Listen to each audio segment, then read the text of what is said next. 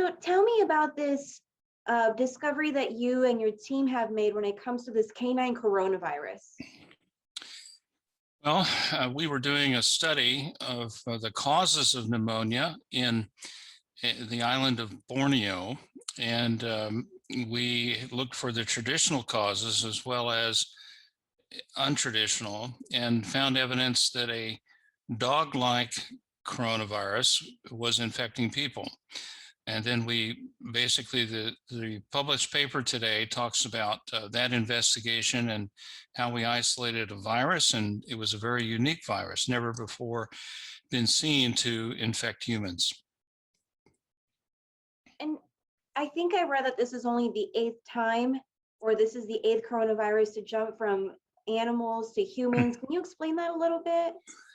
Yeah, so the coronaviruses have been known to cause seasonal colds for a number of years, but beginning with SARS-1 and then MERS and now SARS-CoV-2, which causes COVID-19, we've seen a number of these viruses spill over from animals.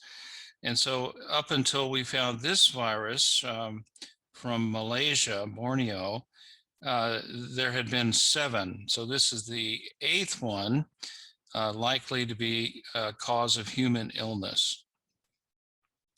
And we're just now getting out of or starting to get to the end of this pandemic that we're in right now.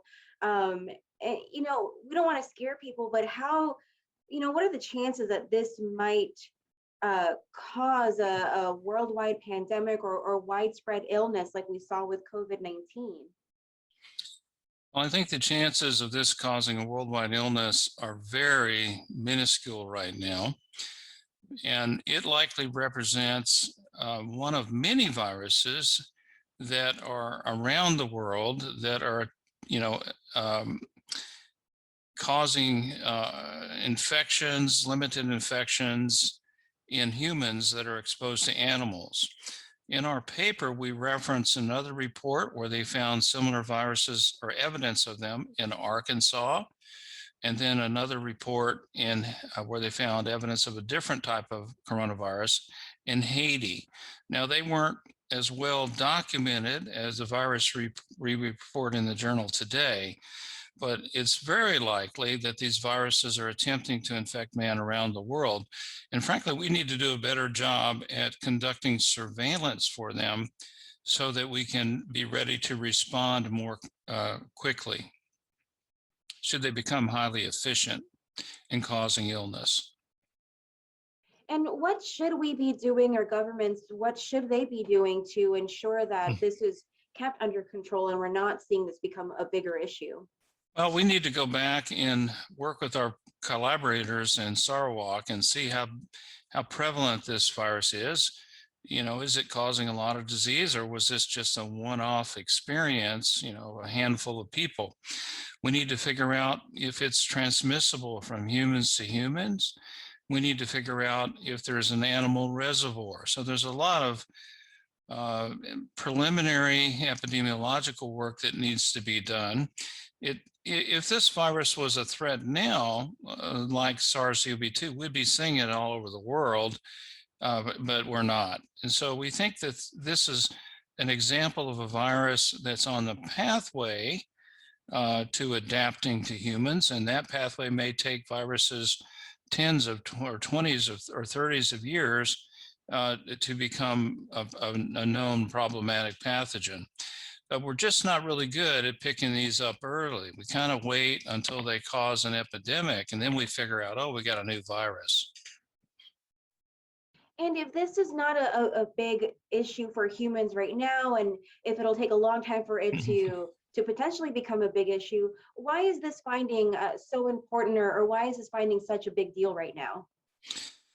Well, this finding is remarkable in that it illustrates that there are threats out there that we're likely missing because we do not have the tools to pick them up in the clinical care setting. If you go into a hospital today, the tools are so finely honed to pick up with very good precision known viruses that a new virus that is different than the known viruses will be missed.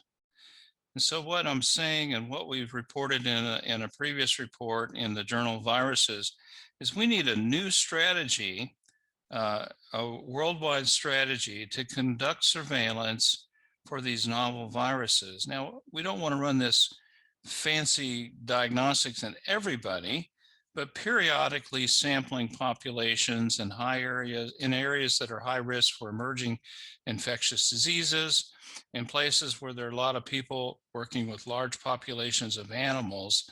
Those sort of surveillance strategies seem to be what we need to do, at least in our reports. And the release from Duke said that we're seeing this potentially happening more often. Can you speak to that a little bit? Well, now that we have better diagnostic tools and more people who can use them, and they're available at lower cost, we can do much more than we could, say, 20 years ago. And just like we went from, technologies like black and white TV to the fancy TVs we have today, or slide rules to, home computers that can do wonderful things, we are developing big innovations to look at massive genetic data so that in the future we'll be much more accomplished and able to do uh, detections like this virus in many places of the world. And so, because of the advances in technology, we're seeing more emerging threats. And then there are other reasons like the fast movement of people and goods and animals that make those increase as well. And I know we're still, or scientists are still working on trying to pinpoint the origins of COVID-19, and this idea of the virus at some point jumping from animals to humans is believed by some to be the origin. Is that what you're thinking at this point? What does your research say about the origins of COVID-19 at this point? Well, we can only speculate, just like most everyone else, that this likely at one time was reservoired in bats and probably moved to a intermediate animal host and to infect man, because that is the recognized traditional pathway for these coronaviruses. Now, in the case of this canine coronavirus, it could be that these viruses we know have circulated in dogs for a long time. It could be that it moved from a dog with, right to man. We don't know. This virus is unique in that it has genetic components that have often been seen in dogs and also in cats, and also some components from pigs. So it's a recombinant virus. It means it's been mixed in some animal host or human host, and to have a new ability to infect humans. And I mean, the US is a big dog country. We have tons of dogs everywhere. Almost everyone has one. Is this something that we should be concerned about here? I know you'd mentioned a little bit of something happening in Arkansas, but should we be concerned about our dogs passing anything to us here in the US? No, I don't think so. I mean, I got a dog behind me right now, and that dog is very much part of our family. And we have no evidence right now that this virus is in dogs, even where we found it. We don't know. We just haven't studied the dog. So I don't think this has any implications for our exposure to dogs in the United States, to cats or pigs.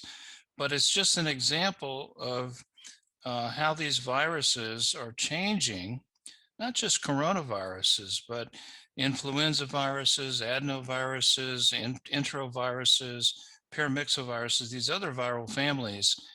They're changing, and sometimes they get lucky and they effectively infect humans, and sometimes they get really lucky in the sense of their sustainment, and they become efficient moving from human to human. So we need to be aware of these threats and conducting surveillance for these threats before they become a big problem. And frankly, we haven't been doing that very well. We didn't do it in detecting the 2009 H1N1 pandemic, and we didn't do it for the 2020 COVID-19 pandemic. So we need a new strategy, and that's what we've been talking a lot about. doing. Perfect. Um, Anything else I didn't touch on that you think is important to expand on or explain a little bit more, or just get to it all?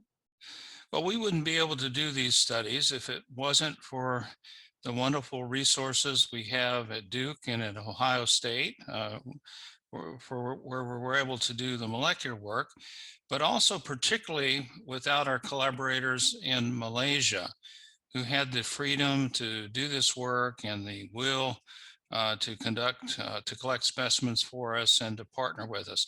So these collaborations, interdisciplinary,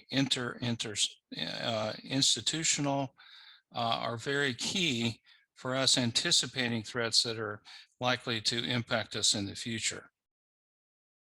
And I recall a media briefing with Duke a couple of months ago. I think it may have been you who talked about doing some more detection work, in as far in like water samples and things like that. Is that one of the tools that you're hoping will take advantage of more? You know, I'm trying to recall exactly what was yeah. said and was kind of Well, slipping. Judith, your good memory is pretty good, very good.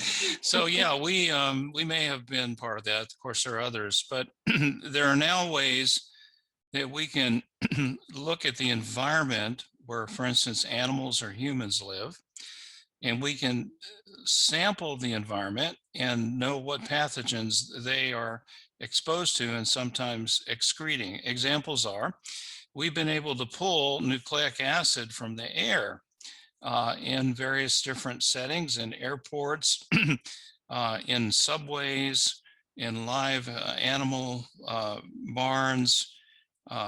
We've been able to look at feces, fecal slurry, and pig poop, if you will, in North Carolina farms. And there are ways to do this also, and other teams are in water. So sometimes sampling water, the air, or fecal material can give us a heads up that there's a new problem there. And the good thing about that is you don't have to do anything that disturb the animals or the people, in the sense that, stick a needle in their arm or something. So in some ways, this non-invasive sampling is an attractive way to go for surveillance. Now, we can't do that for everything, because if you get a signal for instance, we found some human viruses, evidence for those in pigs in North Carolina. So we're not sure how that got in there. We'd have to do some more detective work to follow that line of research. Sounds like there's a lot of different options to how to go about improving surveillance with, like you mentioned, the sticking the needle in people's arms while they're at the doctor, or sampling water or air, animals. It seems like there are some options going forward. Yeah, there certainly are. And a lot of that has to do with our advancements in science and in interdisciplinary partners. The aerosol sampling we do is very much a result of the benefit from people who sample for aerosolized toxins. So we're looking for viruses, they're looking for particles that will, damage your lung. So when we work together across disciplines, we learn things, and we both benefit.